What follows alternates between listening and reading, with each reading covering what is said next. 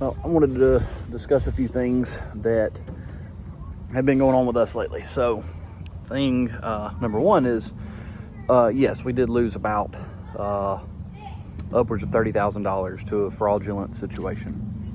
So that's fun. Will we see that money again? Is question number two. I hope so.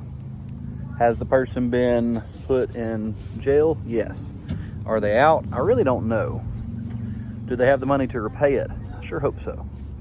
What happened? So there's the real question everybody wants to know is, well, how did you lose 30 grand in a car? So, as a dealer, we can buy from personal sellers. We can buy from somebody at the auction, and there'll be thousands of cars going through an auction at one time. My insurance would cover me there. Where it gets a little bit more iffy is on a personal sale, i.e. this. So this person is going, I have a friend send me the link on Facebook. I talked to the guy. It's a nice vehicle. I say, hey man, you got title in hand? Because I floor plan most of my cars, meaning that I don't pay them out in cash myself. Like if I've got the cash available, we'll pay it. Then the floor plan company pays me back, and I'm charged interest and fees at that point. So what happened here is that I did that. I paid for it in cash. He had the title in hand. We meet at the bank. I mean, it all seems on the up and up. I've checked the auto check, which is the history report, kind of like a Carfax. And everything looks good. Clean, no accidents, no liens. Everything's been paid in full, according to the Carfax. And according to this title, it was a clean title.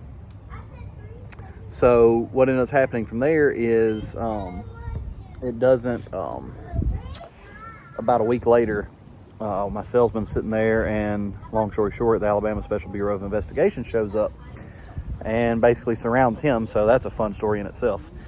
He was like, these tractors were huge. They're way bigger than you, Ryan. And I'm not quite 6 foot. I'm like 5'10", 5'11", and about 245 pounds.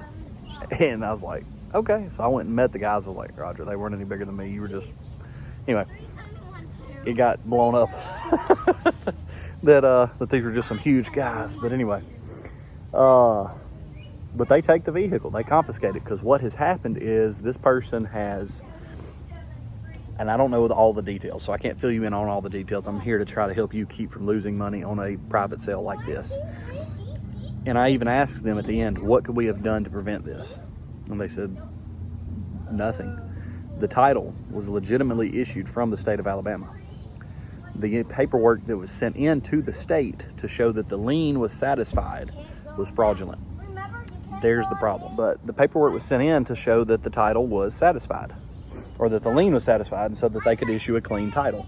And as it turns out, that wasn't the case. There was still a lien holder out there who was owed money for it. So we got a problem that we can't keep the car because it is somebody else's.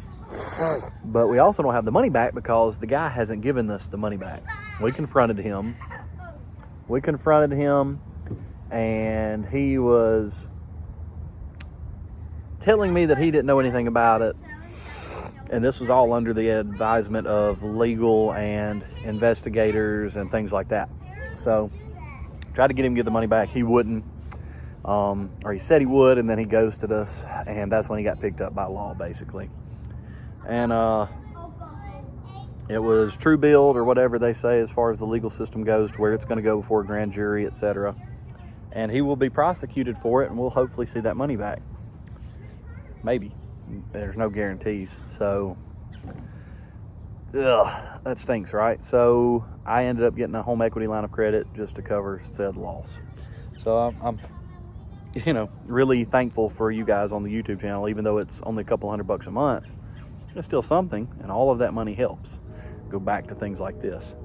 But things that maybe you could do if you're buying from a private seller, if there's a lien on the vehicle and you're paying a bank, you're safe. The bank is going to know that that's the lien on it. Now, you may always pull a history report, and I did.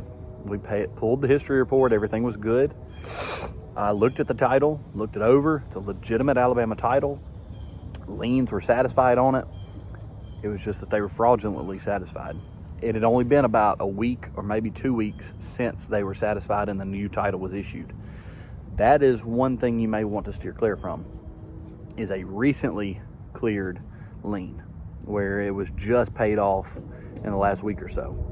So if one's been paid off for about a year, you should be good. You shouldn't have any issues there. Probably even 6 months, you should be no problems. But unfortunately, that's not what I ran into. Is it had been cleaned fraudulently, looked like a good title, when in fact it still had a lien against it. So long story short is that you've got to be careful when you're buying vehicles. Insurance said they don't cover this. They weren't going to help me out. So it was on us to pay for it. Anyway, it is what it is.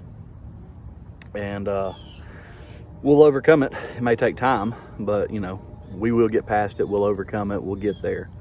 I just don't know when. So in the meantime, thank you guys for supporting us. Thank you all for watching our videos on all the maintenance. I'm going to continue to put them out. This happened over a year ago. I just have not been able to talk about it because I wanted to make sure everything went through the legal system. We don't have an outcome. So maybe you can all follow us and continue, and we'll give you an outcome when it finally gets here. But at the moment, our outcome is we're just out of the money, and we're trying to recoup it in the best way we can by selling cars, merchandise, keeping up doing the videos, etc. And we got some big news coming in the next week or so that I'll be dropping. So got some big things happening, and I'm excited about those things. And we should see some awesome progress on a lot of fronts here quickly. But if you're buying from a private seller, just be careful with that. If the lien and they have a title in hand, it does not mean that it's free and clear.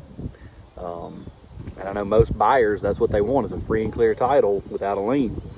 It may be safer to buy one that's got a lien against it, because the bank's going to know that they are owed that money. And that's how we got found, was that bank found that vehicle. I posted it for sale, you know, unknowingly. We posted for sale, trying to sell the vehicle just like we always do. And they got the information, the VIN, etc., and it matched what the bank was after. And so they cleared us knowing that we didn't have, we were just unawares. So it was an interesting day for sure. So anyway, hope that helps somebody not lose money like we did. And if you want to help out when we drop some merchandise, make sure to grab some. Anyway, appreciate you guys. We'll catch you next time.